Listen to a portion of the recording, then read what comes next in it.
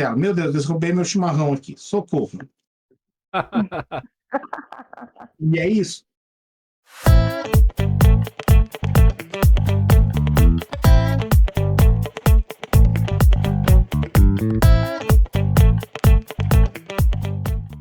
Saudações, seres pensantes, diretamente dos estúdios Contar e Mestrar. Eu sou o Rufus E eu sou a Lari.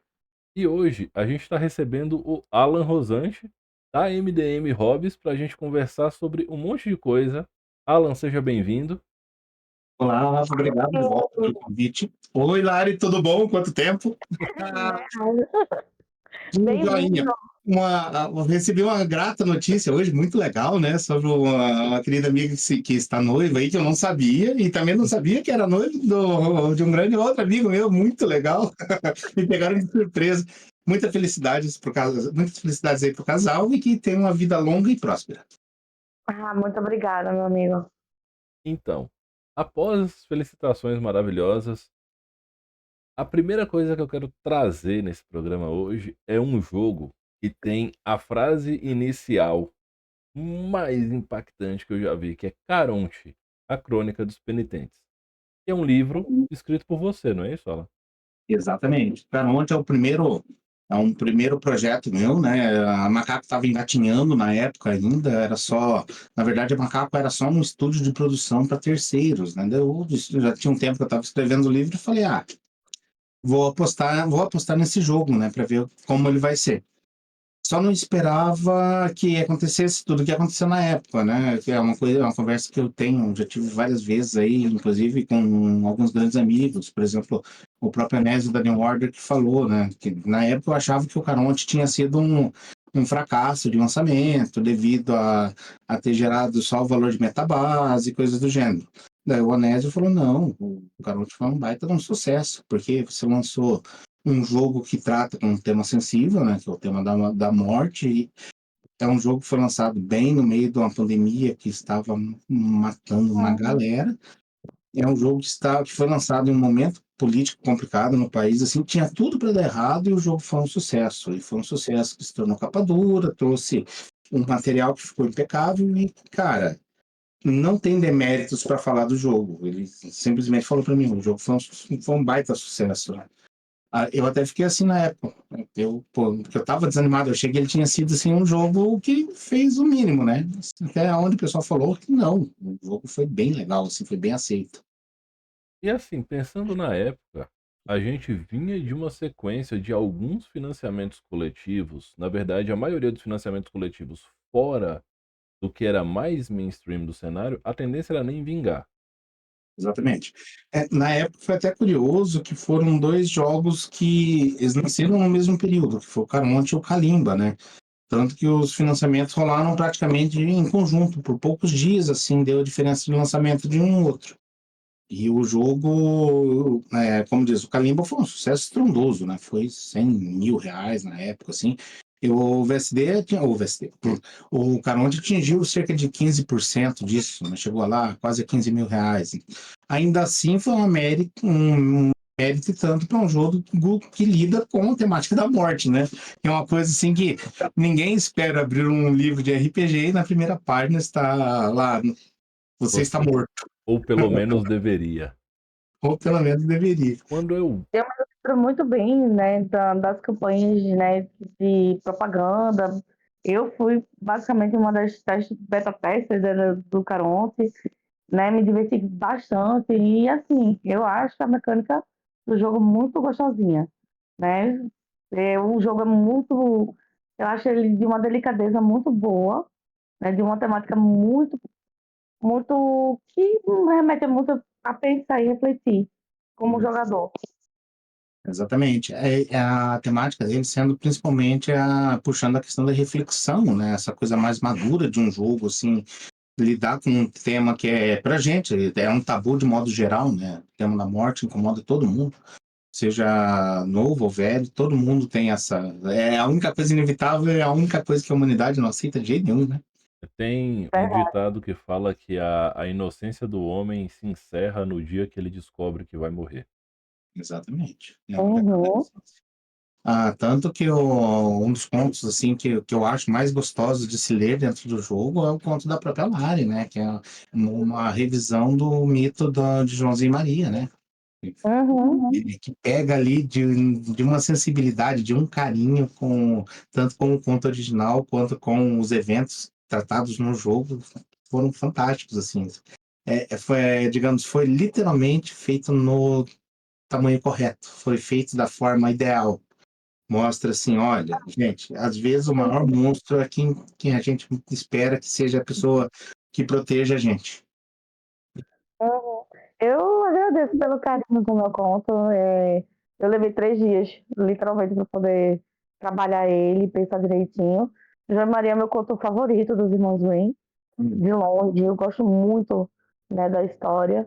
E eu pensei, por que não trazer um novo ponto de vista, né, uma nova perspectiva para essa história. Exatamente. E se encaixou com uma perfeição muito grande, porque o jogo veio passando por várias, como ele é um jogo atemporal, né? Ele veio passando por várias fases históricas e vários momentos históricos. E pegou ali no momento certinho, que é aquela questão da Europa medieval, do medo do desconhecido, do drama do que era aquela sociedade da época. Foi um encaixe perfeito. Ele bateu muito bem com o projeto geral, né? Tanto que são os dois pontos que têm uma proposta mais de volta ao antigo, que é o conto inicial, né, que descreve algumas visões do ceifeiro principal que está ensinando um novo ceifeiro, e lá na frente um conto que puxa de volta essa coisa do passado, mostrando como era a visão da vida medieval, com os mitos medievais dentro do jogo de Caronte. Ficou muito top, assim. Ficou muito gostoso de se ler. E aí, uma pergunta que algumas pessoas já me fizeram e eu não soube responder. Por que o título do jogo é Caronte? Então, na verdade, eu estive procurando na época vários nomes, né? Que eu precisava chegar a um limite entre algo que chamava bastante atenção, tanto do ponto comercial quanto do ponto ficcional. Tanto que na época eu tive várias discussões com o Wagner Lag do canal Mestre Vereda, né? Sobre o nome a se dar no jogo. Porque o jogo ele começou com o nome, o Jogo da Morte. Era esse o nome do jogo. Depois passou para o Sétimo Selo. Daí foi passando vários nomes diferentes, conforme as temáticas que eu ia lendo e abordando, as pesquisas, até que eu cheguei no mito de Caronte de vez, né? Falei, pô, tá aqui, Caronte. Só que ao invés de adotar o Caronte como uma entidade permanente, adota-se o Caronte como um mito dentro das pessoas que já fizeram, que deveriam ter feito a passagem. Uma representação arquetípica, então. Exatamente. Muito legal. E dentro desse jogo, que traz essa temática delicada e uma outra leitura muito errada que algumas pessoas fazem quando vem Caronte e ouvem, é o jogo do ceifeiro, o pessoal já pensa que ou é Bleach, ou é alguma coisa tipo um jogo de caça extrema. Exatamente. Quem É que é que. Peraí. Pode falar, amor. Desculpa, amor. É porque, assim, muito se traz na cultura japonesa essa ideia de um ceifador, né? A gente não tem Shinigami. a gente não tem só a presença em Bleach, a gente tem o Yu Yu Hakusho com essa ideia. Nós temos Dragon Ball também trazendo essa parte, quando ele vai para o mundo espiritual. Temos outros animes e O outras obras superestimado japonesas Death Note. Death Note, que Soul Eater. Nossa, são se a gente começar a citar também. aqui, E assim, nenhum desses arquétipos atende ao personagem de Caronte. Explica pra galera quem são esses personagens. exatamente. Então, os personagens de Caronte, a visão geral deles é que são pessoas que tiveram em vida um potencial gigantesco para fazer muita coisa. Poderia ser um novo Einstein, um novo Freud, que nem a gente estava falando há pouco, né? Poderia ser uma pessoa, um grande médico, um grande cientista, um grande filósofo, uma pessoa grandemente trabalhadora, um Henry Ford da vida, que ia criar algo muito grande que ia mudar as bases da nossa sociedade. Porém, por diversos fatores, entre eles falta de tempo, preguiça, desânimo, cansaço, cansaço que eu digo no sentido societário, tá? Entre diversos fatores, acabou falando, deixando para depois, acabou procrastinando esse potencial que tinha e que a morte chegou antes dele realmente se tocar em fazer alguma coisa, tipo, basicamente aquela pessoa que acabou não tendo tempo durante a vida para fazer algo construtivo, ou simplesmente não teve a paciência para isso, né? Essas pessoas, por alguma charada do destino, acabaram que encontraram o momento da morte, né, o momento derradeiro, mas que tinham uma carga emocional tão grande ligada à própria vida que acabaram, por algum motivo, não conseguindo fazer a passagem. Como parte da piada, dessa piada cruel do universo, eles recebem uma chance de se tornarem ceifeiros, não colhendo e matando pessoas, não matando pessoas e arrastando as almas para o submundo. Pelo contrário, encontrando as pessoas no momento mais delicado e mais traumatizante da vida delas, acolhendo e guiando essas pessoas para uma próxima vida. Essa é a pegada do jogo. Daí você fala, poxa, mas é complicado jogar assim, porque você é uma pessoa que tem um objetivo muito forte a cumprir, que não cumpriu, e agora você vai guiar essas pessoas para a próxima existência, ou sabe lá o que existe depois? Exatamente. Porque a única maneira de um ceifeiro ganhar experiência e poder fazer a própria passagem é aprendendo com a vida dos outros, porque ele não tem mais a chance de viver. Ou ele pode viver, mas ele não vai conseguir aprender nada dentro desse simulacro de vida que ele tem, além das experiências que ele colhe dos outros. Isso é muito forte, muito forte. Sabe que cena que me vem à cabeça? Sabe quando o Sandman encontra a morte pela primeira vez na série, que eles se sentam num parque, conversam, Uhum. e Uhum, depois eles entram numa casa e a morte pega um nenenzinho e leva? uhum, Me vem muito forte isso na cabeça. Toda vez que a gente conversa, que a gente fala desse conceito, né? A gente já bateu vários papos sobre Caronte. Eu já li um pedaço do livro, preciso terminar de ler, confesso. uhum. Mas é uma cena que me vem recorrentemente, sabe? Sim. Porque por algum motivo aleatório, dentro da lógica do RPG, a figura da morte, o momento da morte é sempre associado a um momento muito brutal, Uhum, muito exatamente. dramático, né? Uma coisa muito assim. Tanto é que no Pathfinder, no bestiário, a gente tem uma morte, um ceifador fortíssimo lá pra enfrentar a galera.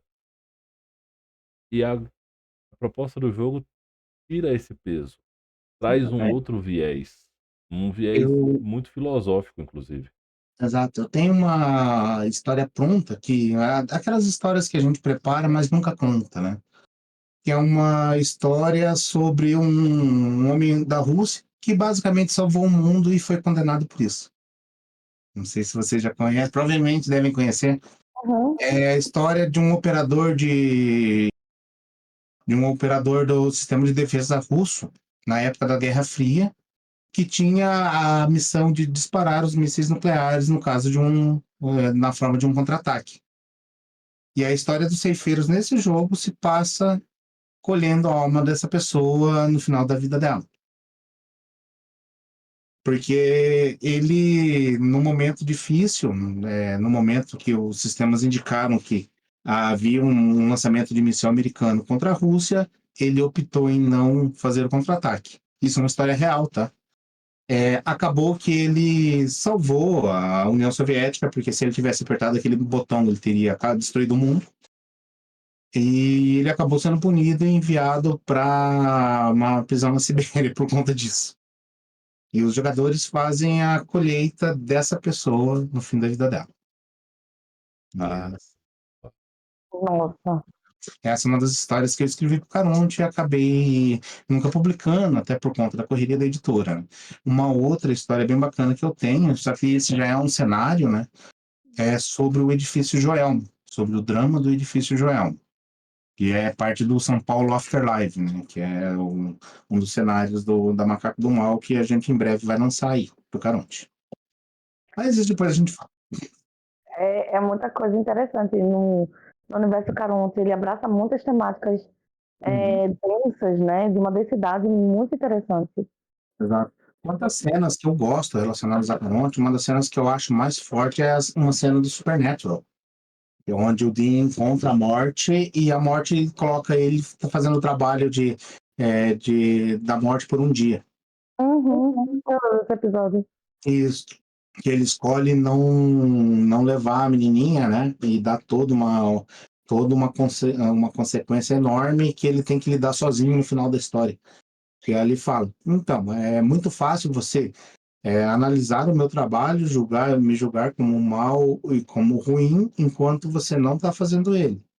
Mas quando você Uhum. chega e tem a visão do todo, né, que é não somente o momento de fazer uma colheita e levar aquela alma, mas a consequência que isso vai trazer, aí fica mais complicado de você lidar com sua mente humana. E, cara, eu acho fantástico esse dizer assim, porque ali coloca tudo, tipo, o quão pequeno nós somos perante a eternidade, perante a existência, né? E é uma coisa que o nosso próprio ego meio que não admite, assim.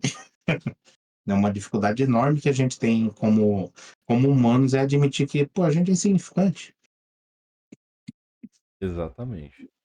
Uma coisa que eu vejo muito possível na abordagem do Caronte é trabalhando com porque Caronte ele é um jogo para maiores, Ah, certo? Eu acho que não cabe, por uma questão de maturidade, um adolescente fazer o jogo do Caronte, assim, fazer a leitura, porque Uhum. não é o melhor momento para você pensar temas tão densos quando você tá com sua cabeça com um turbilhão de hormônio e seu mundo acaba 3 vezes por dia. Na exatamente. qualidade de pai de Verdade. adolescente, eu digo isso tranquilamente, né.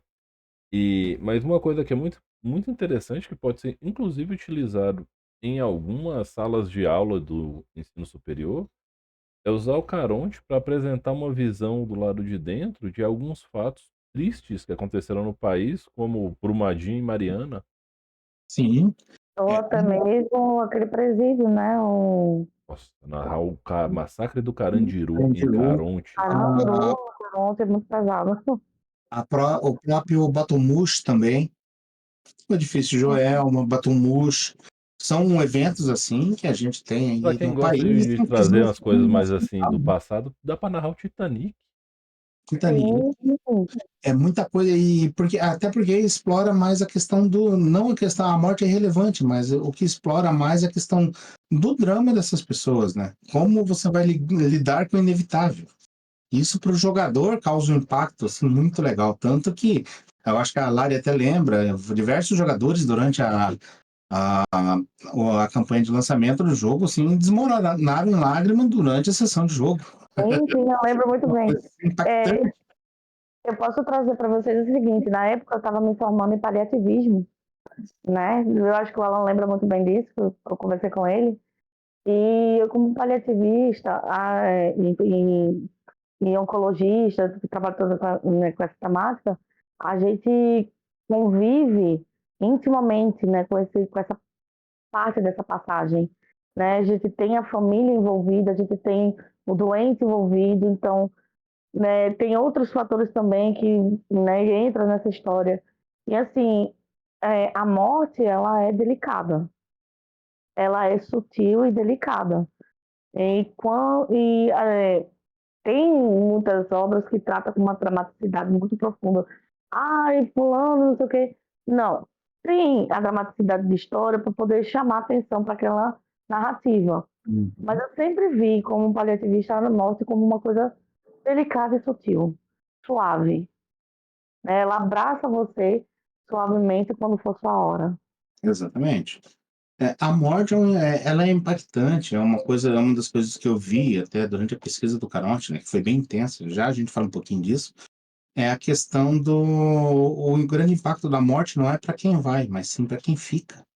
Muito mais para quem fica. Muito mais para quem fica. Eu, particularmente, eu estive durante a pesquisa para o Caronte, eu fui ao necrotério mesmo, conversei com médicos legistas, eles foram muito gentis, o pessoal até da Universidade Federal do Paraná deu um apoio também, tipo, eu consegui visitar, ver uma morgue, consegui ver a questão dos corpos em decomposição, fases de decomposição, os sistemas do corpo humano, tipo, foi, cara, uma pesquisa enorme, tanto que foi muito disso usado dentro da construção do jogo, né? E, assim, tanto que o tabu mesmo, que é uma mecânica do jogo, pro ceifeiro, né? Que é o lembrete de que ele já morreu, digamos assim, Uhum. no geral, foi uma coisa feita toda com base nas pesquisas sobre a forma de decomposição dos corpos humanos, que é um processo, assim, que a gente fica impactado de qualquer forma. Ali, eu falo, foi o momento que eu mais parei, cara, pesado. Pesado. Nós somos muito poucos. Uhum. É muito denso.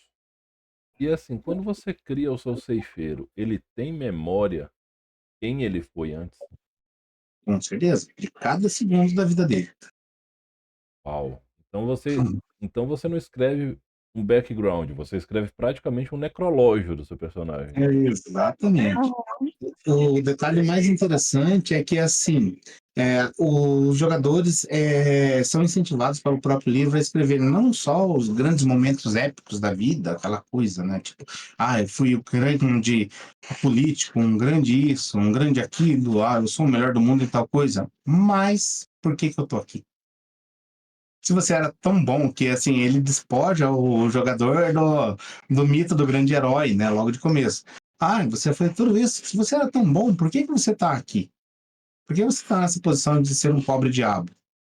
Por Segundo que tapa nem na a cara. morte te quis completamente se você é tão bom? Aí vem o primeiro gatilho emocional do jogador, né? Porque a gente espelha, né, de forma geral, os personagens na nossa própria imagem, no nosso próprio semblante, né?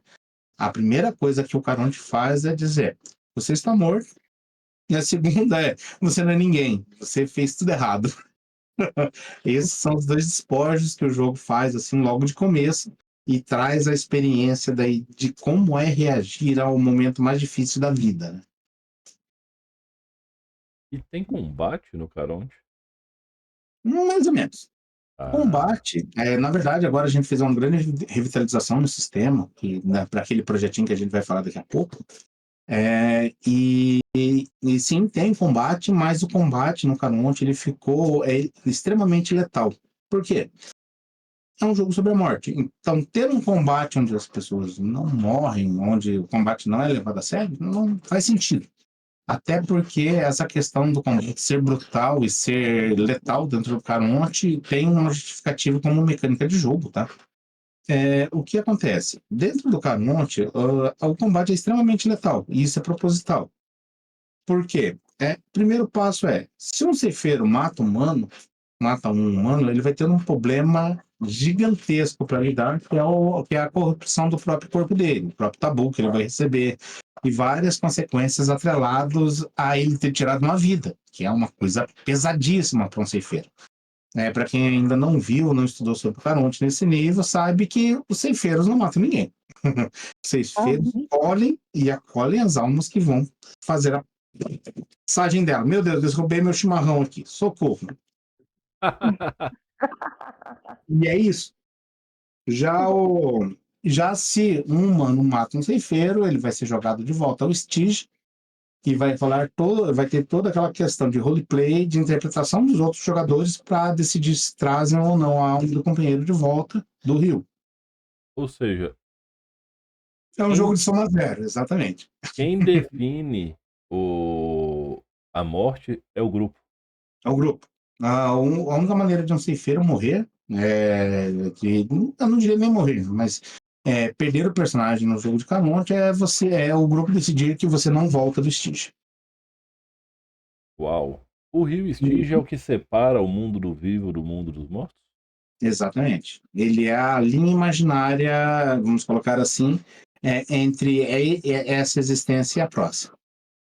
Que a ideia dele é, se os jogadores, os personagens que são os ceifeiros, eles não tiveram a capacidade, não tiveram a índole moral de atravessar o rio, de quebrar essa linha da existência. Eles estavam amarrados ainda a esse mundo a um ponto que era denso demais fazer essa travessia para a próxima existência deles.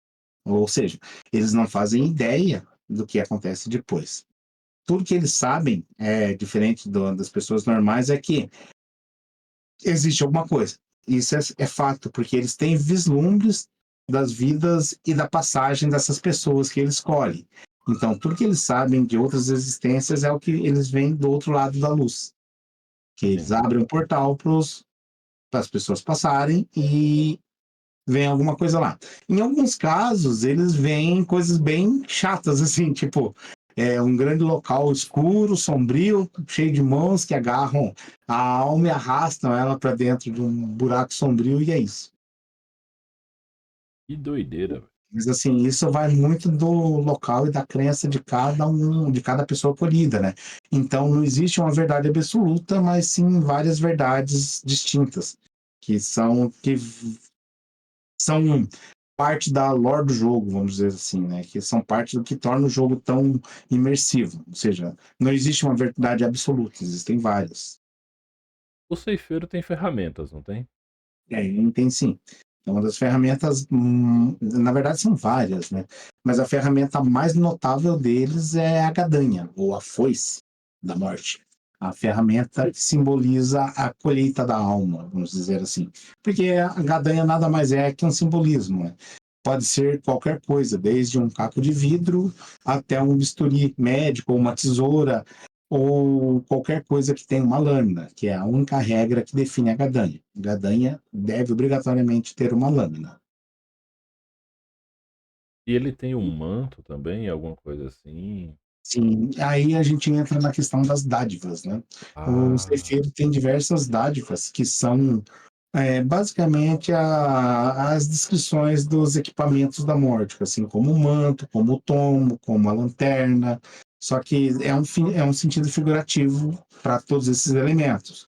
Em resumo, cada um desses elementos é um aspecto. Por exemplo, o manto é um aspecto de ocultação, de esconder a própria existência, que é parte uhum. do princípio dos ceifeiros, que é todo mundo sabe que eles existem, mas nunca ninguém viu. E se viu, foi uma vez só. Nossa. E uma coisa, esses objetos são físicos? Depende. Ah, Depende muito. Eles são alusões, né? Por exemplo, as dádivas, cada tipo de dádiva tem vários efeitos e vários feitiços diferentes. E alguns desses feitiços são literalmente encantar esses itens. Por exemplo, a gadanha é um item que é feito, né? É um item mundano, que é escolhido pelo ceifeiro em algum momento e ele é convertido em uma extensão do próprio corpo. Tanto que ele tem a gadanha, todas as gadanhas têm a forma de uma foice ou a forma que o ceifeiro escolher, e ele pode alternar, inclusive, entre essas duas formas sem problema nenhum. Por exemplo, você pode usar um bisturi, sendo um bisturi ser sua gadanha, e em algum momento que você precisar aumentar o tamanho dela ou transformar ela na gadanha verdadeira, ela se torna aquela gadanha que é uma extensão do corpo do ceifeiro. uma coisa que me ocorreu, e se o ceifeiro perder algum desses itens? Então, aí começam as brincadeiras cruéis, né?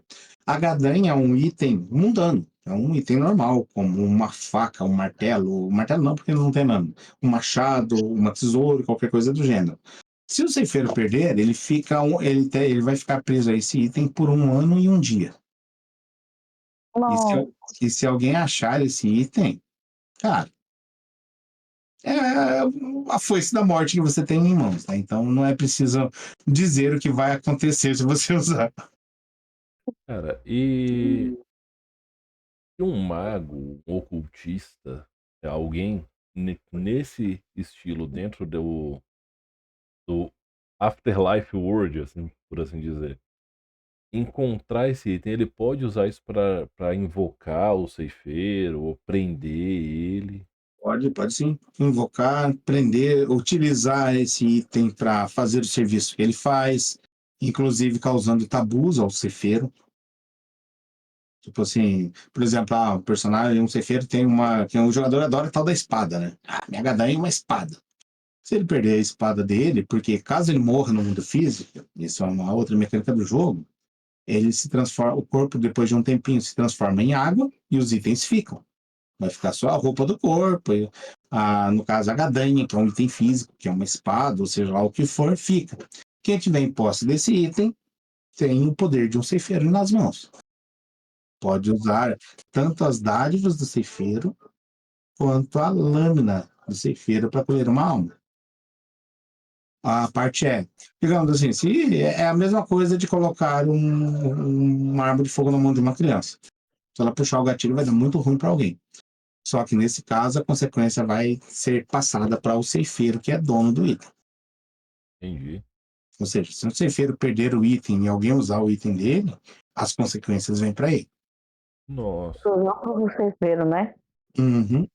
Não existe a justificativa de, mas não é culpa minha. Não, é uma extensão É sua e você culpa perdeu sua ela. sim.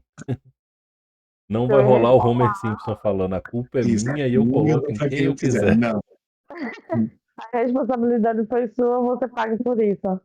E é uma das coisas que fazem, inclusive, o jogador pensar bastante em entrar no combate, né? A ideia de, putz, se der ruim, pode dar muito ruim. Pode ser algo péssimo, assim. Após esse 1 ano e 1 dia, o ceifeiro pode criar uma nova gadanha. Mas, se ele não recuperou a antiga, essa antiga vai continuar tendo o efeito que tinha. Porque uma das regras centrais das gadanhas é que pode ser criada uma por ano. Porque como funciona essa parte da gadanha, tá? Quando um personagem cria, é um dos poucos momentos que aparece a morte em pessoa no jogo. Durante o ritual de criação da gadanha, a morte em pessoa, a entidade morte surge, né? A força criativa morte surge e envolve esse item, toca esse item para colocar isso de uma maneira mais clara, imbuindo ela com o poder da própria morte. É um efeito tão poderoso e tão avassalador que a própria mão do ceifeiro é consumida junto, se tornando parte do item. Claro, depois de alguns dias, a mão do ceifeiro, por ser um efeito mágico, o ritual de criação da gadanha retorna. Mas, assim, literalmente ele perde a mão dele é consumida junto com o item, consumida em um conjunto com o item. Ou seja, o toque da morte ligou aquele objeto físico à alma do ceifeiro. Entendi. Uma coisa que também me ocorreu aqui agora, o ceifeiro, como ele vai ter que acolher a pessoa no fim da vida, e fazer a passagem dela, ele pode meio que criar um vício porque você falou que ele sente as sensações da pessoa, ele tem toda essa meio que esse eco das coisas emocionais da pessoa que ele tá fazendo auxílio. Ele pode criar um vício nisso? Pode sim. E não só nisso, tá? O pior vício dos ceifeiros é estar vivo. Porque como funciona essa parte? Diferente de outros jogos, né, aí do mundo sobrenatural, o ceifeiro, ele realmente, quando ele vem para o mundo dos vivos, ele vem como um vivo. Ele utiliza um óbolo de Caronte que concede ele a permissão de se manter vivo por 1 dia no mundo dos vivos. Ou seja, quando ele faz a travessia do mundo dos mortos para o mundo dos vivos, ele literalmente vem vivo. E o detalhe é o seguinte, por ser um efeito mágico, ele vem mais vivo que os vivos. Ou seja, imagine que você está no mundo cinzento, está dentro de uma geladeira cinzenta, e de repente abre a porta dessa geladeira. Isso foi baseado no mito da caverna, tá? Então é uma alusão ao mito da caverna. O que acontece? Quando o ceifeiro sai de dentro da caverna, ele vê o mundo como ele é na realidade. A luz brilha, os cheiros são mais fortes e intensos, o toque é extremamente mais intenso, tudo relacionado a estar vivo é amplificado o sentido, é amplificada a intensidade. E isso faz com que literalmente ceifeiros possam se tornar viciados em estar vivos. Inclusive, é uma coisa muito comum na existência do ceifeiro nos primeiros anos ou séculos, ele querer permanecer o tempo todo entre os vivos, gastar uma moeda por dia constantemente e permanecer entre os vivos o máximo de tempo possível. Porque o toque é bom, a comida é boa, o café é mais cheiroso e assim vai. Ele simplesmente tem aquela sensação que muitas vezes ele não tinha até quando estava vivo. Entendi. E aí é onde vem a brincadeira, porque se ele começar a se manter muito entre os vivos, ele começa a receber tabu, que é nada mais que a morte, lembrando ele que ele já morreu, que ele já fez o que ele tinha que fazer entre os vivos. Agora ele vem para cumprir um objetivo, só que é acolher essas almas e passar elas para o outro lado. Voltando à ideia de perder itens, o que acontece se o ceifeiro vem para o mundo físico e perde a moeda? Então, aí é uma coisa bem legal. Na verdade, não acontece um efeito direto ao ceifeiro, porque as moedas, os óbolos não podem ser perdidos assim ou roubados, tá? É uma das regras do jogo do ceifeiro. Um ceifeiro nunca vai ter um óbolo roubado. Ele pode ser enganado e dar um óbolo a alguém. Isso pode acontecer, mas ele nunca vai perder de forma não intencional um item. É uma coisa muito ligada à escolha, tá? Ele literalmente ele pode dar um óbolo a outra pessoa. Fazendo isso, essa pessoa literalmente se torna imune à morte. Uau, É. Enquanto ela deter esse óbolo em mãos, ela vai estar imune à morte. Porém, com isso, como o ceifeiro interrompeu o ciclo da vida fazendo isso, ele começa a receber tabus do ciclo da vida. A morte começa a lembrar ele que, olha, aquela pessoa lá não podia receber isso porque ela está fora do ciclo, né? E se ela está fora do ciclo, é algo antinatural acontecendo. Ou seja, né, o ceifeiro ele não pode de jeito nenhum interferir na história, né? Ele tem Hum, que seguir o cronograma, né? Ah, já está na hora, vamos embora, né? Não prolongue não, porque senão quem vai pagar é você mesmo. exatamente. O custo é sempre relacionado ao ceifeiro. É uma coisa personalíssima, né? As suas decisões vão ditar o seu futuro. Eu Como acho deveria ser. interessante, Alan, que você traz o seguinte, sobre a própria gadanha, né, e os outros objetos do ceifeiro, que é sobre o cuidado das suas próprias coisas, Uhum. né? Cuide das suas coisas, né? Quando você cuida das suas coisas, coisas ruins não acontecem com você. Exatamente. Isso é uma das características pessoais, né, do jogo, tá? Foi uma das características do Alan que acabou entrando no jogo, que é a questão da minha visão de mundo, né? É de não existir ninguém mais capaz de cuidar da própria vida do que a própria pessoa. Sim, Que é uma coisa assim que a gente também não gosta muito de ouvir, né? Principalmente na nossa geração aí, o pessoal pensa muito em doar como eu posso dizer isso de uma forma menos pesada, terceirizar doar a liberdade de cuidar da própria vida em detrimento à segurança, né? Abrir mão da hum, liberdade em troca da própria segurança. Acaba perdendo os dois em seguida. sim. agora uma pergunta interessante que me ocorreu aqui. Dá para fazer uma aventura de Caronte com vivos? Cara, Dá, sim. Com certeza. Na verdade, várias aventuras de Karate com os vivos, em vários sentidos. Por quê? É, os ceifeiros, eles são os únicos que estão fora da linha do tempo, né? Que já deixaram o mundo dos vivos, vamos dizer assim. Os outros personagens do universo, de Caronte, da mítica do jogo, basicamente são vivos, tá? O que nós temos dentro desse universo do jogo? Temos os arqui-inimigos do Caron dos ceifeiros, né? Só que também são antagonistas da própria vida, que são os necromantes, que são os senhores do medo, né? Mas não no sentido de dominar o medo, no sentido de ser vítima do próprio medo, que é uma das temáticas que a gente vai entrar agora no próximo lançamento da Macaco, que é Necromantes, os Senhores do Medo, que é um jogo irmão do Caronte que está em fase de produção no momento. E não acaba só por aí, tá? Nós temos as Senhoras da Vida, que são as bruxas, que dentro da mítica do jogo Caronte, são a única entidade que pode devolver a vida a alguém. E são pessoas que controlam, que aprenderam a guiar a linha da vida, que tem o dom da criação dentro delas. Essas Uhum. são as bruxas do universo de Caronte. Por fim, Minhas favoritas. por fim, nós temos a última entidade, ou os últimos seres, abre aspas, do universo de Caronte, que são as personas, que basicamente são espíritos que existem no mundo, mas não são necessariamente humanos. Como, por exemplo, um espírito de uma árvore antiga, ou uma montanha, ou o espírito de uma Caralho! cidade, ou o espírito de um rio, e assim por diante. Quase tudo que é antigo e sagrado pode ter um espírito desperto, que encarnam entre os vivos para fazer coisas para proteger a si próprios e proteger aqueles que eles gostam também. Que, por mais que eles sejam entidades que são além da compreensão humana, eles têm objetivos muito próximos da humanidade, como, por exemplo, proteger aquelas pessoas que eles gostam ou respeitam eles. Por exemplo, imagine aí, a gente estava falando há pouco de Brumadinho, né? Imagine aí o espírito dos rios que margeavam Brumadinho, Uhum.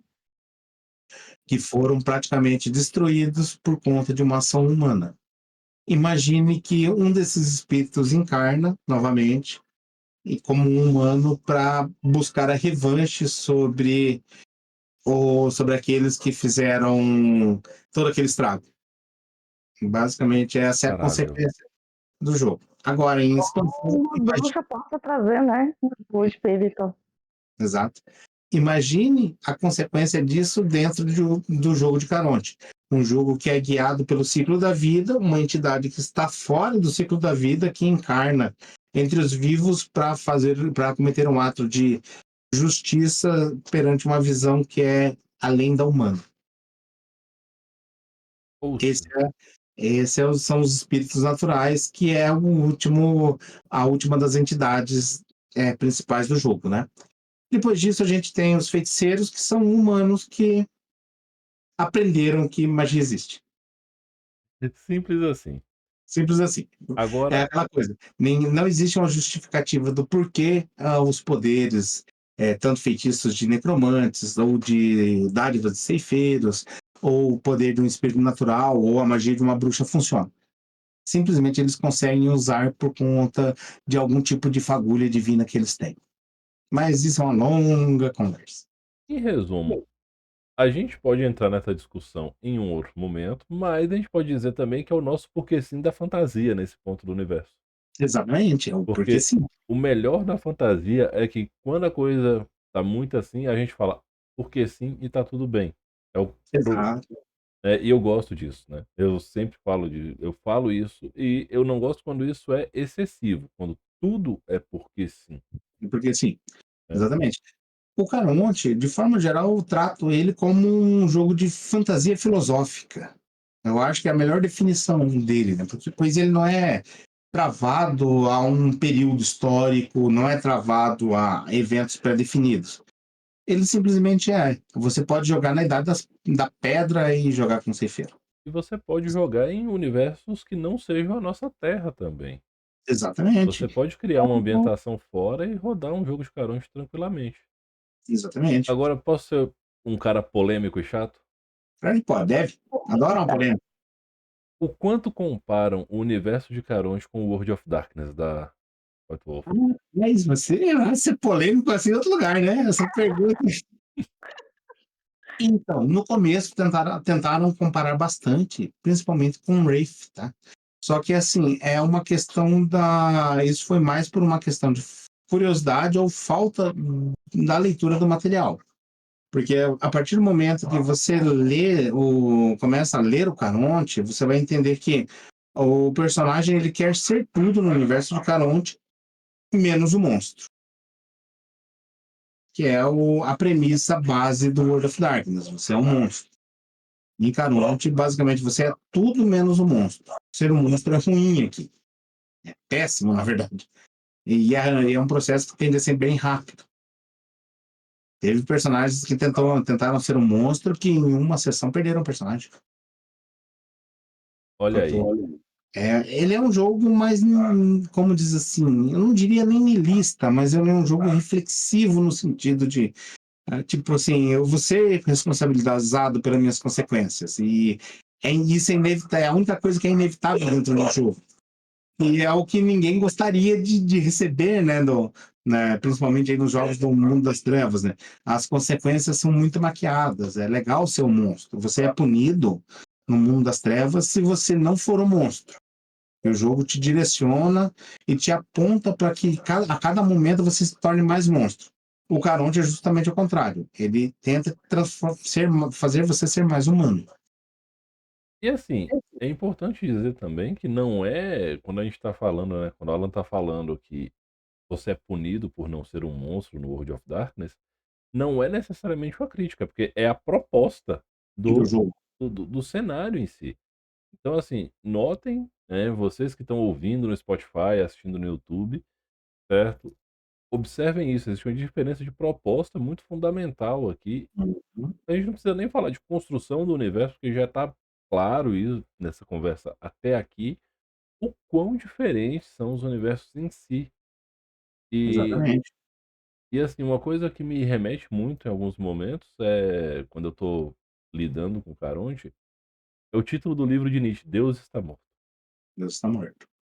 Uma coisa que é curiosa, né, quanto a isso é, quando eu estava lá na construção do Caronte, muita gente perguntou assim: "Ah, mas por que você não coloca os personagens em caixinhas?" Mais ou menos como no Mundo das Trevas, né? Temos vários clãs, temos várias linhagens, temos várias coisas que colocam em caixinhas. Eu falei, olha, porque é simples, na verdade. Você já acreditou nisso uma vez? Você já acreditou em caixinhas uma vez durante toda a sua vida e elas se provaram erradas.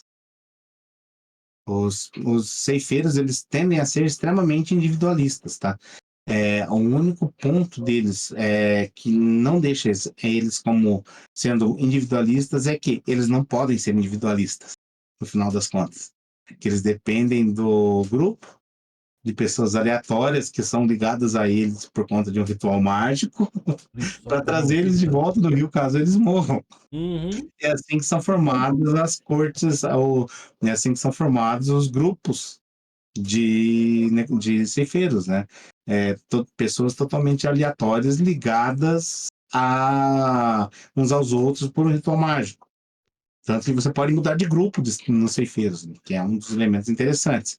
Olha Não aí. existe aquela coisa assim, aqui todo mundo é do clã X ou do clã Y. Não, isso não existe. Tipo assim, essa coisa de predeterminações, né, você já foi muitas delas durante a vida. Provavelmente você já foi um político, com vários outros pares políticos, já foi um religioso, com vários outros pares religiosos, já foi um militar, com vários pares militares, já participou provavelmente de alguma seita ou grupo, e tudo isso mostrou, no final das contas, uma grande mentira. Então não tem por que você se juntar, ser parte de algo desse gênero sem a sua escolha. Você escolhe participar de um grupo no Caronte. Você não nasce parte dele. Você não, por exemplo, não é abraçado por um ancião que te achou, por um ancião que te achou legalzinho em algum momento. Entendi. Você vai escolher aqueles que fazem parte do seu círculo. E aí mora o grande problema, porque da mesma maneira que você adota outros como parte do seu círculo, eles também vão adotar você. Que bacana. Então, assim, é um jogo em que relações sociais são extremamente importantes e são extremamente pessoais, Sim, literalmente, né? Porque, assim, literalmente. não existe tipo padrão de arquétipo de comportamento, coisa assim. Eu imagino, tipo, uma coisa que deve ser muito interessante é viajando aqui, uma cena tipo a última cena da aventura de Cult de ontem, a gente entrando num bar, tem tipo um barman lá, seja lá como for um barman do universo dos ceifeiros onde eles estão, e aí senta um ceifeiro judeu, um ceifeiro cristão, um ceifeiro das tradições africanas, né, Iorubá e assim vai, um ceifeiro japonês e o ceifeiro esquimó, e eles começam a, tipo, trocar ideia entre eles. Cara, deve ser uma coisa muito louca. Imagina, tipo, eles sentados numa mesa e conversando Exatamente. sobre essas coisas. Tanto que é uma coisa que vieram questionar bastante na produção do jogo. Ah, e a questão da religião, né? Como fica? Olha, é a sua vida, você acreditou no que você achou que devia. Você pode continuar acreditando numa boa, porque você não fez sua passagem ainda. Você não sabe qual é a realidade do outro lado. O máximo que você tem é um flash ou outro da visão de outras pessoas. Então, realmente, você não faz ideia se o que você acredita é verdadeiro ou não. Tanto que é uma coisa que a gente pensa em desenvolver, talvez, trazer esses elementos das religiões para dentro do jogo. Mas daí é um trabalho muito denso, um trabalho que tem que ser muito cuidadoso. Exatamente. Eu, como Enfim, pesquisador da relação direito-religião, endosso essa ideia de que é um trabalhão muito brabo isso aí, viu? sim, Muito Eu brabo. posso trazer a minha experiência como jogadora, né, de beta teste, que eu joguei como mãe de santo. A minha ceifadora, ela era mãe de santo. Olha aí. é bem legal, inclusive. Porque assim, e uma coisa não interfere na outra. Porque todos aqui acreditam na vida após a morte. Só que assim, aí vai da maturidade do jogador entender que ele não completou, a morte não aceitou ele ainda. Ele está literalmente na margem do rio. Ele não sabe o que tem do outro lado. E o Ele máximo, não tem a ciência do que é realmente do outro lado. O máximo que ele tem é um vislumbre ou outro, que é de um momento onde a pessoa está tão extremamente assustada, traumatizada e deslocada. E imagine assim que o vislumbre que um ceifeiro tem seria mais ou menos como uma viagem de alguém chapado de LSD, por exemplo. Aquela uau, coisa assim, que pode ser literalmente qualquer coisa. É uma coisa entendi, assim que é impactante, causa uma sensação extrema no personagem, causa sensações muito fortes, mas é muito variável e é totalmente fragmentado, assim, vem em lapsos, em flashes pequenos e assim por diante, entendeu? entendi. E aí, agora a gente partindo um pouco, acho que deu pra galera entender bastante sobre a lógica do Caronte, só falar sobre o sistema de regras. Como é que fazem testes? Rola dado, não rola dado? Como é que é? Isso. Então, basicamente, o sistema do Caronte rola com 3d6 ou 4d6 dados, né? Que é um dado de determinação. Isso é das regras antigas e é uma das regras que vai se manter. E a rolagem é 3 dados mais bônus normalmente. Os bônus agora na nova versão do Caronte vão variar de 1 a 6 no máximo.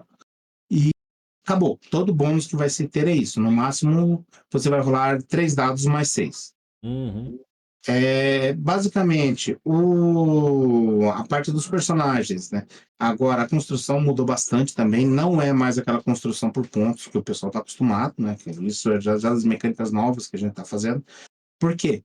Uma das visões que a gente teve é melhor se focar mais no jogo como elemento narrativo do que como elemento mecânico. Porque um ceifeiro é muito poderoso, ele realmente é uma entidade poderosa, então não tem por que ele ficar contando ponto nesse sentido. Porque se ele confrontar um humano ou qualquer entidade sobrenatural, ele simplesmente vai fazer o que ele tem que fazer, né? Então a gente resolveu tirar um pouco da complexidade das rolagens, da complexidade mecânica, e deixar ele dar mais enfoque à complexidade narrativa, tornar ele ainda mais rico narrativamente. É claro que isso vai ser ainda uma prévia do que será uma segunda edição do Caronte daqui a um tempo, mas já é a mecânica central do jogo irmão do Caronte, que é o Necromantes, né? É o nosso próximo lançamento aí da linha. e o que que você pode adiantar pra galera sobre necromante? Rapaz, é uma experiência intensa. Por quê? O jogo ele vai tratar da questão do até onde você está disposto a ir, até onde vai sua moralidade. Qual é aquele limitezinho que você não gostaria de cruzar? O jogo trata bem sobre isso. E assim como no Caronte, as consequências são pesadas para quem escolhe cruzar os limites. Em contrapartida, os benefícios desse ir além também são muito grandes. É um jogo de soma zero na realidade. Você vai ganhar muito poder, você vai fazer muita coisa incrível, mas assim, isso terá um custo muito grande para o seu personagem. O necromante ele é imortal? Ele pode se tornar de várias formas, como por exemplo, conseguindo um óbolo de um ceifeiro, eu acho que é a forma mais difícil. Ele pode prolongar a vida durante muito tempo, tá? Ele não deixa de ser imortal, ele não se torna imortal ou imortal, mas ele prolonga através de rituais a própria vida. Ou ele pode optar por criar uma filactéria e se tornar algo além de humano. Filactéria é um elemento, é o maior dos crimes para um ceifeiro, tá? Porque é o que faz um necromante ser tão poderoso, pois ele pega um vivo e prende essa alma em uma gema. Assim como os Lits fazem, né? Porém, Ok. isso, né, a energia dessa alma viva que está presa naquele elemento, naquela gema ou naquele objeto que é a filactéria do necromante, concede a ele poder de vida suficiente, mais ou menos como concede a um ceifeiro. Ou seja, ele se torna um viciado em estar vivo, a vida para ele é muito mais intensa do que para um humano normal, o que faz ele querer ainda mais. Nossa. Que doideira. Ou seja, quanto mais o necromante consegue, mais ele vai querer. É um jogo sobre ganância. Hum, Mais um jogo para maiores, mais um jogo de profundidade filosófica. Eu diria que Necromancer é um jogo mais 85. Assim. então não posso jogar. Que E ele tira todas as travas de moralidade do ceifeiro são retiradas no necromante, né? Ele começa como uma pessoa que tem um objetivo muito forte, que tem, assim como um ceifeiro, tem um potencial muito grande, só que ao contrário do ceifeiro que não conseguiu fazer nada, ele descobriu uma forma que pode tirar todas as travas e preocupações que ele tem para fazer o que ele quiser. ou seja, para você que foi como eu e provavelmente como o Alan, adolescente na década de 90, o necromante é o cara que tem um Game Shark no PS1. Isso, Entendeu? exatamente. Ele é o sem vergonha que fazia o Sephiroth não matar a Aerith no Psicólogo. Final Fantasy VII.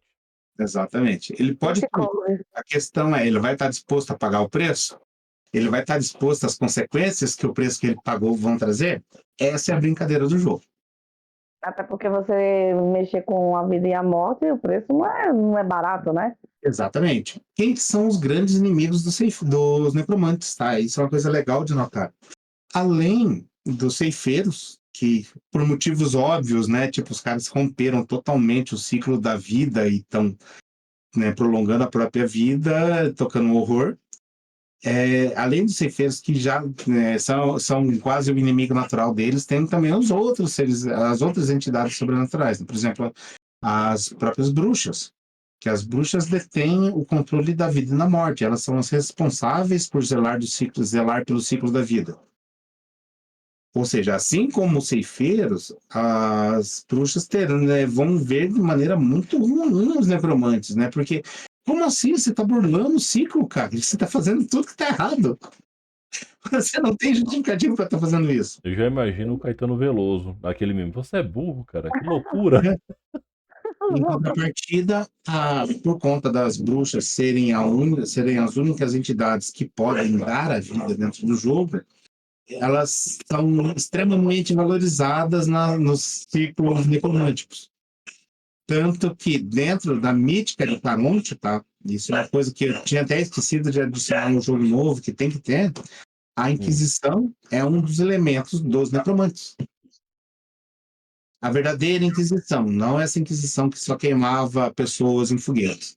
A verdadeira Inquisição Interessante. encontrava essas bruxas ou transformava elas em outros necromantes para utilizar o poder delas, ou, caso elas se negassem a se tornar parte do ciclo dos necromantes, transformava ela numa filactéria para conceder viva a um Cristo ou algo Ah, do tipo.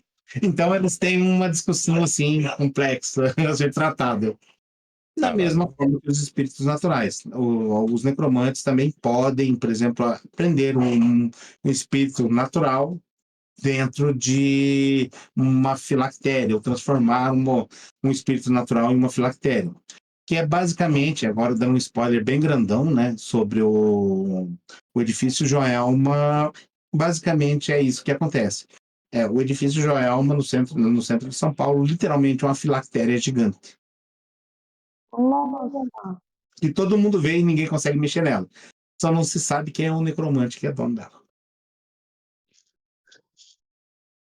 Caramba. caramba, mano.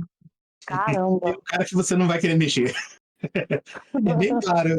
Eu estou aqui, todo mundo sabe que eu estou aqui. Não mexa comigo, amigo. O Uau. legal, eu fiz a pesquisa sobre o edifício Joelma, né, e o Vale do Anhangabaú, a história que tem por trás do local ali, ela vai desde o período dos tupis e talvez até anterior. É uma coisa assim, o Vale do Anhangabaú é um local realmente assim impressionante, o tanto de eventos sobrenaturais e tragédias que aquele local possui. É bem curiosa a história do lugar, assim. Depois o pessoal não sabe porque aquela região é tão energeticamente pesada de ofício. Uhum. Hoje em Uhum. dia tem todo um problema relativo à má gestão do lado social do governo. A gente não vai entrar nesse lado porque senão eu vou falar por 500 horas aqui, mas fica aqui a minha indignação contra a falta de sensibilidade social do poder público municipal da cidade de São Paulo, certo? Mas assim, é um lugar muito denso.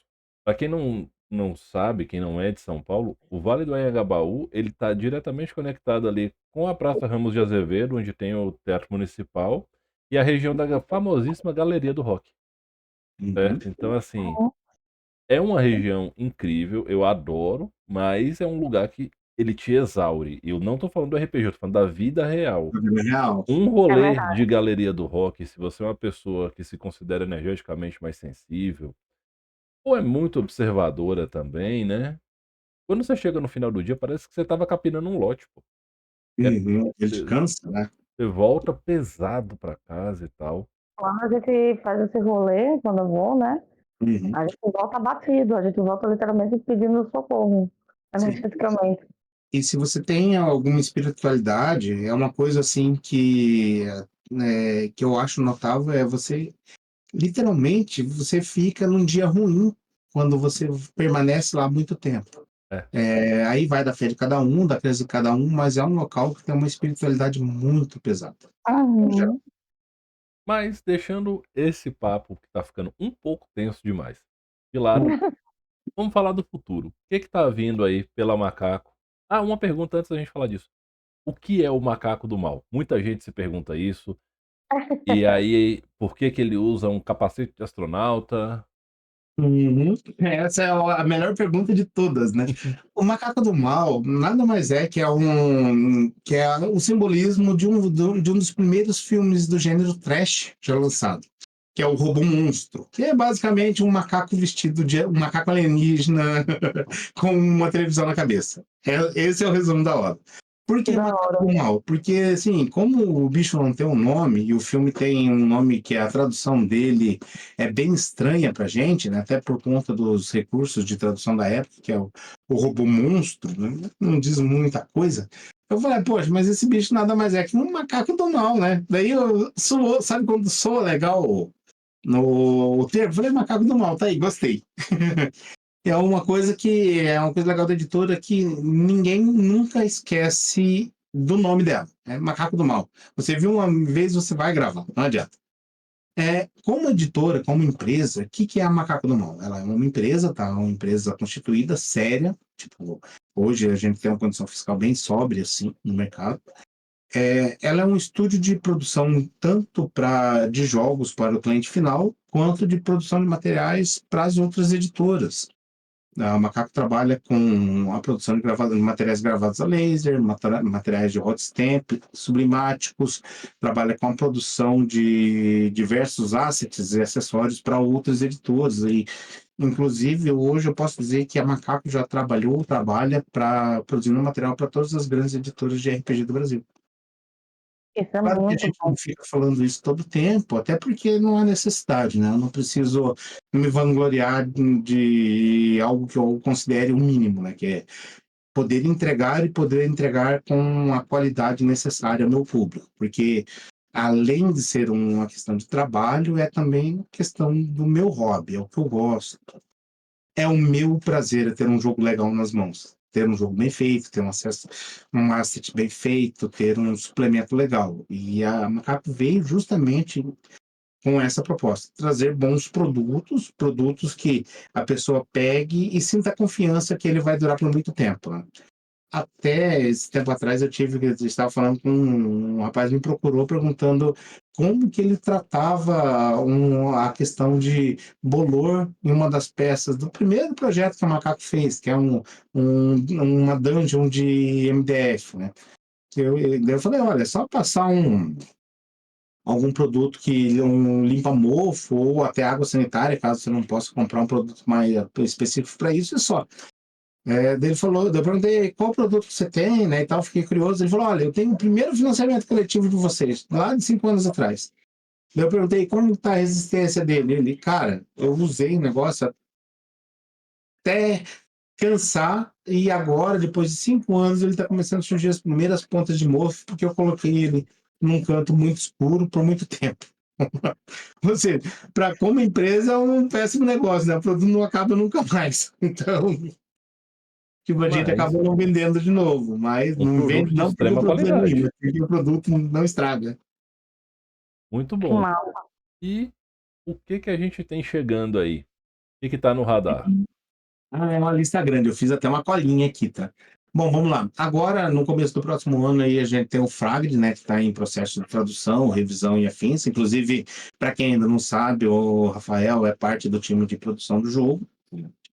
Ele está fazendo toda a parte de revisão fina, fazendo aquele pente fino que só ele sabe fazer, porque, cara, as traduções do macaco parece que são feitas por um macaco.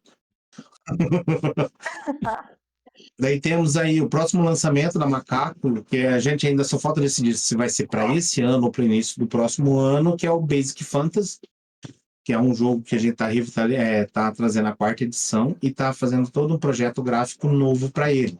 Ou seja, a versão brasileira de Basic Fantasy vai ter a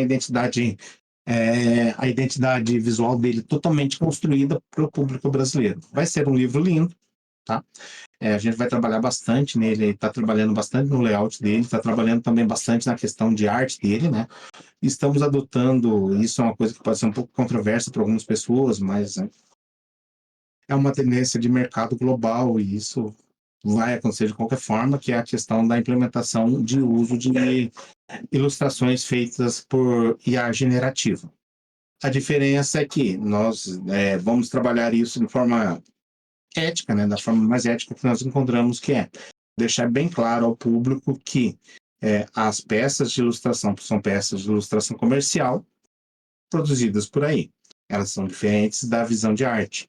Elas não vão ser produzidas por mãos humanas. Claro, vai ter muito tratamento, eu vou ter algumas ilustradoras que já são parte do pessoal da Macaco, que vai fazer retoques, vai fazer reconstruções das artes, vai fazer um trabalho humano que ainda é essencial em cima das artes. Muito Photoshop, muito InDesign e assim por diante, porque por mais que aí produza bons resultados, em alguns momentos ela peca e só a mão humana consegue tratar isso. Depois, vamos ter o Necromantes, que está em fase de escrita com o pessoal da Tríade, né? O Paulo, ó, tá na TV, oi. A gente está escrevendo, o Paulo está à frente do projeto, né? O Rafa também já foi convidado para participar, se eu não me engano. Então o Rafa está entrando em todos, né? Daqui a uns dias já vira sócio da Macaco. Tá super certo. O Necromantes é o nosso próximo projeto, assim, da linha do Caronte, né? Um xodozão, tipo, como todo bom autor, como um autor que gosta da própria obra, eu percebi que chegou um momento de eu soltar a mãozinha do Caronte, deixar ele tomar outros rumos, né? Adotei uma equipe de produção, assim, o pessoal da Tríade fantástico, assim, eles fizeram um negócio muito legal. O autor dele, o Paulo, que é o cabeça do time, vamos colocar assim, ele também é um psicólogo, então ele está tomando todo um cuidado na escrita do Necromantes, né? Um cuidado que eu acho não só necessário, mas primordial para se ter uma obra desse gênero. além dos processos normais, né? Que nem o Rafa, a própria Lari, que eu quero que escreva também para ele, né? Óbvio, de novo. Vou voltar com toda A certeza. visão da Lari sobre os necromantes deve ser uma coisa perturbadora. Eu tive milhões de ideias aqui, então se prepare, vamos ver o que eu sair. E não sei se eu fico feliz ou fico com medo, né? Mas a ideia é que seja um jogo que chegue para o mercado para trazer a temática do o preço do poder, né? O quão caro custa o poder e o quanto você está disposto a pagar por esse poder. Mas é uma brincadeira interessante. É claro, vai ser um jogo também de fantasia filosófica, né? Assim como o Caronte e os outros jogos da série. E vamos ver no que dá. Em breve vamos lançar um fast play para ele também, até porque é necessário até para fazer um direcionamento da temática. Por falar em fast play, temos o ED, o qual o fast play está pronto. Só que a pedido do Chico, a gente optou por segurar alguns dias o lançamento da campanha de financiamento coletivo, porque ele queria revisar alguns aspectos do jogo e porque também ele achou que seria melhor como decisão comercial. O que acontece? O último jogo que a Macaco lançou e foi financiado foi o Fragment Empire, que é um jogo de ficção científica. E o Chico falou de forma bem sensata que, poxa, mas lançar duas ficções científicas quase simultâneas pode causar um efeito de vício de título na Macaco, que é a ideia de, a Macaco só lança jogo de ficção científica agora, entendeu? Então, para evitar isso, o Chico pediu para a gente postergar um pouquinho o lançamento do ED, que está, eu diria que a 90% já, né, preparado para o lançamento, para o começo do próximo ano. Assim como o Mitras, que é um projeto aí, um xodó da Macaco, tá? O Mitras foi o primeiro jogo que a gente conseguiu licença. Não foi financiado na primeira tentativa, mas isso a gente chegou à conclusão que foi principalmente por conta de questões de layout e afins. E durante esses anos a gente conversou muito com a Design Mechanism e conseguiu autorização para produzir uma versão exclusiva do cenário brasileiro. Ou seja, nós vamos revitalizar todo o trabalho no Mitras, fazendo um livro totalmente projetado para o público brasileiro, esteticamente falando. Para quem não sabe, tá, a Macaco do Mal também tem uma veia muito forte de produção desse tipo de material. O último livro que nós produzimos, o layout dele todo, foi o Ars Mágica. A edição brasileira de Ars Mágica foi totalmente produzida pela Macaco do Mal de forma estrutural. Criação, a organização de tópicos, a construção de layout, foi todo um trabalho da Macaco. Temos aí o Pepper Carrot, que é lançamento, né? Ó, galera, ó, comprem Pepper Carrot. Aqui, é lindo, é fofinho, maravilhoso. Vou jabá descaradamente agora mesmo. Ele está em fase de pré-lançamento, né? Estamos preparando os envios dos apoiadores, tanto que aqui em cima, se vocês olharem ali, tá uma porrada de caixa e Caramba. pedidos preparadinhos para enviar essa semana. Uau. Né? Porque a gente falou que ia enviar, então a gente vai enviar. Deixa eu arrumar minha câmera, só um segundo. Em Dê um seguida, geralzinho temos do Pepper e Carrot pra galera, porque, assim, eu pessoalmente falando, pra mim, Pepper e Carrot tem tudo pra virar um xodozinho da comunidade. o que é Ele é o muito bom, muito fofinho. Muito fofinho. Isso. O que é o Pepper Carrot? Ele é um jogo sobre autodescoberta e inclusão, tá?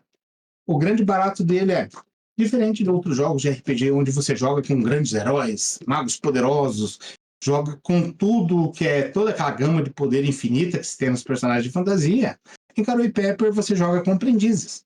Você joga com aprendizes na sua primeira fase da vida, na aprendizes que estão descobrindo o mundo através do primeiro ano de escola nas artes tanto de magias, quanto na arte da cavalaria, na arte do comércio e assim por diante. Então a brincadeira você está começando a descobrir a vida. Para quem gosta de jogos com aquela pegada mais, como posso dizer, como The Little Witch Academy, como o próprio Harry Potter e outros jogos dessas temáticas de escola e jogar com aprendizes, cara, o Carol e Pepper é uma fofurice. Além do livro ser impecavelmente bonito.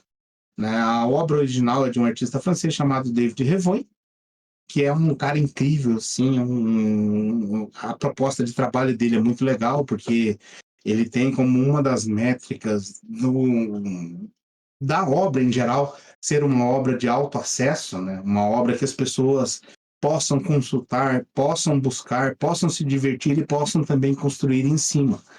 Ou seja, a licença dela é uma licença aberta para construção. Por exemplo, hoje o Rafa resolve fazer, eu quero fazer um board game de Carol e Pepper. Tá valendo. Desde que siga as premissas lá da licença, você pode, inclusive, comercialmente fazendo. Foi assim que a gente conseguiu a licença do jogo e foi assim que a gente produziu esse material que gente, é maravilhoso, é lindo. Lindo, lindo. Lindo, lindo. Ele traz, inclusive, uma aventura no começo, a primeira parte do livro traz uma história em quadrinhos da Pepper, né, jogando RPG com as amigas. Eu acho essa parte do livro Incrível. particularmente maravilhosa. É lindinho. E ela mostra muito bem que uma aventura de RPG é para se divertir, para ser, por mais que ela traga uma enxurrada de sensações, vamos dizer assim, um maremoto de sensações, ela é a sensação básica que ele quer entregar é que seja divertido. Você se divirta, você dê risada, você faça amigos, coma salgadinho e tome refrigerante. E é isso. É para Ele ser quer, divertido. inclusive, é bem inclusivo para todas as idades, né? Isso, exato. Esse foi um outro trabalho meu do Chico, né? O Chico Sacco me ajudou muito no projeto do jogo, tanto que ele, em parceria comigo, ele é coautor do jogo, né? Eu guiei mais os nortes que eu imaginava o jogo, como design, né? Falando, os nortes tanto visuais quanto como o norte de construção de jogo, construção de história. E o Chico trabalhou pesadamente na construção de regras. Então o jogo saiu assim, ele não é nem meu e nem do Chico, né? Como a gente pode falar, mas ele é nosso, porque tem muito da visão dos dois. Né? Cara, a gente ficou 6 meses brigando pelo jogo, então vocês imaginam. E a brincadeira do jogo ele é um jogo que pensado em autoaprendizado também. Só que o autoaprendizado dele a visão é quase oposta ao do Caronte, por exemplo. A ideia do jogo é entregar uma forma divertida dos pais e filhos poderem participar, sentar ao redor do fogo e contar histórias novamente. Essa aqui é Muito a brincadeira, gostoso. um jogo para se jogar em família, não importa qual seja. Olha aí. Bom, além disso, a gente tem o que mais da Macaco aí pra galera Ai, comprar, pra não vai me esperar? deixar fugir mesmo, né? Uhum. Então, temos aqui, falamos do Pepe de Carô, né, cara, que nosso xodozinho, é um jogo fofíssimo. Temos agora um jogo aí que nós estamos conversando lá fora, já está bem adiantada a questão de projeto dele, a licença já é fechada com a Macaco, né, até por conta de termos a licença original do jogo, que é o Fraged. O universo de Fraged, como vocês sabem, já é da Macaco, né? E estamos em fase de conversa com o Wade para tão logo fique finalizado o jogo, nós tragamos o Fraged Kingdom, que é um sistema de Fragd em um mundo de fantasia, que é uma pegada bem legal, assim. Claro, teremos jogos aí que mais coisas, já tem coisa que está sendo escrita e planejada para esse universo dentro da Macaco, né? Inclusive, em breve, eu espero poder falar deles mais abertamente. Claro que a gente ainda está definindo os primeiros momentos de como vai ser tudo isso. Mas é uma produção que já vai ser uma produção nacional, tá, gente? É uma coisa muito louca, assim, um bagulho muito legal. Temos o Stony Grave, que é um cenário que eu tenho trabalhado há um tempo nele já, que é basicamente um cenário de Mage Punk, tá? Que é uma distopia mágica, onde deu uma cagada tremenda e, tipo assim, os humanos não são muito queridos por conta disso. Mas isso a gente fala em um outro momento. Dos jogos, basicamente são esses, né? Daí eu estou em fase de licenciamento de 2 board games. Na verdade, é um pouquinho mais que isso. São 2 licenças para produção de board games, né? Uma aqui de uma empresa de produção de assets e produção como que chama? De criação de world building aqui de Curitiba, uma das maiores empresas do Brasil na área de world building, que faz muita coisa legal. Produzem praticamente aqui no Brasil, ninguém conhece eles, mas são aqui de Curitiba. A gente conseguiu com eles um primeiro ponto de negociação de uma licença deles para produzir board game nacional, né, que vai ser, a gente está ainda na questão entre ser um board game competitivo ou ser com aspectos de Eurogame, ou ser um Eurogame com aspectos competitivos. A gente não sabe ainda como vai fazer isso exatamente, até porque está no primeiro momento de negociação da produção da obra. Mas já é garantido que nós vamos produzir. Então, isso até esse ponto eu já posso falar. Só não posso citar nomes ainda por questões contratuais e outros, né? E um segundo jogo, esse é um board game do Chico Sacol, que eu estou esperando ele me mandar, mas ele me enrola, né? Maldito seja. Mas ele manda, confia nele. Além disso, né, a última coisa, e não menos importante, eu diria que é até a mais importante, que é a Curitiba Geek Weekend, que é o evento que a Macaco do Mal promove aqui em Curitiba para formação de público geek e formação do público nerd especificamente. RPG, board games e quadrinhos, que é um evento que a gente viu a necessidade do mercado, né, visto que nós temos hoje muitas produções no mercado do universo geek para quem já é fã ou para quem já é inserido no universo. A proposta da Geek Weekend é justamente o contrário, é trazer quem não é e quem não conhece o universo geek e os hobbies malucos que a gente gosta para conhecer eles. Tem funcionado muito bem, né? Fizemos recentemente a segunda edição do projeto aqui em Curitiba. Tivemos aí a visita de 5.500 pessoas em 2 dias, né? Praticamente dobramos o público do ano anterior. Foi muito bonito o evento, foi um evento bem legal. Já temos a autorização e as licenças para a produção do evento no ano que vem, junto com o apoio de algumas instituições e empresas daqui de Curitiba que gostaram muito do evento e resolveram ajudar a gente. É um evento totalmente da iniciativa privada, com entrada franca ao público, tá? Então, assim, para dizer que os empresários malvadões não são tão malvadões assim. Nem o macaco do mal é tão do mal como dizem.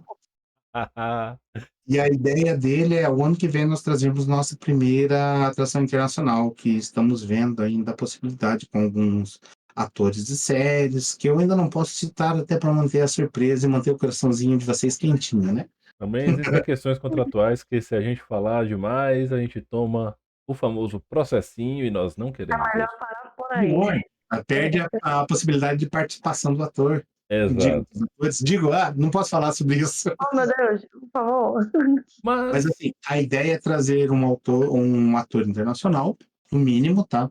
De uma série de veiculação massiva e fazer toda uma ação ligada a isso. Vai ser um bagulho muito doido, assim. O tipo de coisa que é fora da casinha total. É como as coisas que o macaco faz, né? Se não for para ser divertido, a gente nem começa. e falando em divertido e etc e tal, a gente tem um anúncio importantíssimo para fazer, que na verdade são 2 anúncios. O primeiro é a oficialização da Lari como co-host do Contar e Mestrar, né. Isso é É, uma coisa que já tá rolando há um tempo atrás, algumas semanas, né, mas agora de fato, esse é o primeiro programa que ela tá aqui com a gente, ela vai estar sempre, certo, como uhum. host do Contar e Mestrar. E a segunda, que é uma coisa que também me alegra muito, é a oficialização da parceria entre o Contar e Mestrar e a Macaco do Mal, certo? Agora essa parceria está fechada e quem ganha é a comunidade com o cupomzinho Contar e Mestrar lá na loja que dá 10% de desconto. Em todos os produtos da Macaco. Inclusive nos jogos de lançamento, tá? Assim, como o Caru e Pepper, por exemplo. Quem entrar lá e comprar pelo canal, né, com o cupom do canal, ganha desconto de 10% também. Então, Desconto de lançamento é muito abusivo, né, cara? É muita pressão, né? então assim, se vocês quiserem, dê uma olhada lá. Tem pra galera que gosta de um joguinho um pouco mais maçudo, tem o Against the Dark Master, que é um puta livrão foda. Eu tava esquecendo de falar sobre ele, cara. Tem coisa para ele também. Deixa eu aproveitar que eu não tinha nem Ó, colocado na minha colinha. O que acontece? O Against Dark Master, ele é um jogo projetado para a contação de histórias em universos, como posso dizer, universos, a emulação de universos notórios, né? O primeiro foi a construção de universos tolkianos, né, que trabalham como universo, como as Crônicas do Tolkien, trabalha com uma Roda do Tempo, trabalha como diversos autores de fantasia clássica, aí, tipo, não é uma coisa exclusiva do Tolkien, né? Principalmente, muita gente gosta de citar bastante a questão da Roda do Tempo dentro de Against Dark Master, que é aquela batalha épica do bem contra o mal, que é você decidir que existe um mal que vai detonar o mundo e que, assim, por mais que seja uma luta difícil, uma luta perigosa, uma luta cheia de riscos, ainda é um mundo que ainda vale a pena ser salvo. Isso é sobre o que Dark Master se trata. Agora, o segundo jogo, ou o primeiro cenário do jogo, cenário e conjunto de regras adicionais que sai para o jogo é o Secret of Golden Throne, que é um jogo que trabalha com base nas crônicas arturianas. Uau! Ou seja, ele é projetado para você construir histórias dentro das crônicas arturianas, dentro Adorei, dos mitos de Camelot, dentro dos mitos de dragões e espadas mágicas, só que com a pegada das histórias arturianas, dos mitos ingleses, né? Essa é a brincadeira do Golden Throne. Ele já foi financiado fora do Brasil, o livro lá está em fase final de produção, e tão logo ele seja disponibilizado lá, a versão brasileira começa a ser produzida aqui. Ok.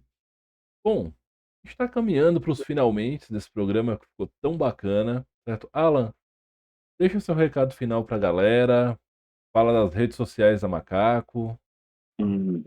A Macaco do Mal, vocês podem encontrar a gente lá pelo Facebook, né, ou Instagram, @Macaco do Mal, né, normal, ou Macaco do Mal no Instagram e Facebook. Temos também o site da Macaco do Mal, né, macacodomal.com.br, e lá vocês encontram o WhatsApp, o qual vocês podem falar diretamente comigo, tá? É o meu número pessoal, inclusive. Eu quero falar com o macaco, seja para dar um oi, seja para bater papo, seja para fazer reclamação, seja para me xingar, como já fizeram bastante, para o que vocês quiserem. Tipo, eu acredito em liberdade, acredito que a liberdade tem esse aspecto também, né? Da mesma maneira que eu gosto de falar, eu tenho que gostar de ouvir. Beleza? Visitem a gente, visitem lá o site também. Tem bastante material gratuito, né? Lá no site mesmo vai ser disponibilizado em breve o Fast Play do ED, o novo Fast Play do Mitras, que vai ter mais de 100 páginas, né? Mais um Fast Play do tamanho de um livro, como o pessoal fala.